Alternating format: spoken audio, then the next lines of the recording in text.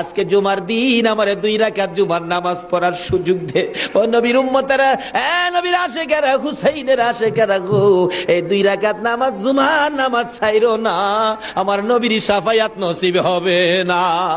রক্তে লাল হইয়া যদি হুসাইন 2 রাকাত জুমার নামাজ পড়তে পারে গো, আজকাল থেকে কথা দিতে হবে জীবনে কোনোদিন জুমার নামাজ ছাড়তে পারবা না।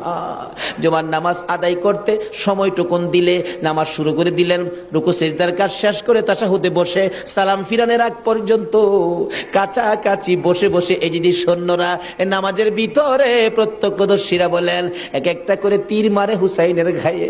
ডান দিক দিয়া যদি তীরটা মারতো, বাম দিক দিয়া বেরিয়ে যাইতো, সামনে দিয়া মারলে পিছন দিয়া বেরিয়ে যায়, এই কিসিমের তীর গো নামাজের ভিতরে বাহুতুরটা তীর লাগাইছে। হুসাইন সালামটা ফিরাইয়া নানা গো কইয়া কালতে কালতে জমিনে গড়াগড়ি শুরু করে দিলে। নিষ্ঠুর পাষাণ এই যদি শূন্যের সীমার গলা কাইটা মাথা আলাদা করে নিয়ে গেছে। হুসাইন শহীদ হয়ে যায়। ওদিকে দিয়ে ডাকতেছে। মুহররমের 10 তারিখ সন্ধ্যা যখন হয়ে গেল, উম্মে সালমা বলেন আমি মাগরিবের পর থেকে শুনতেছি নবীর রওজার চারপাশে কে যেন হাউ মাউ করে কাঁদতেছে।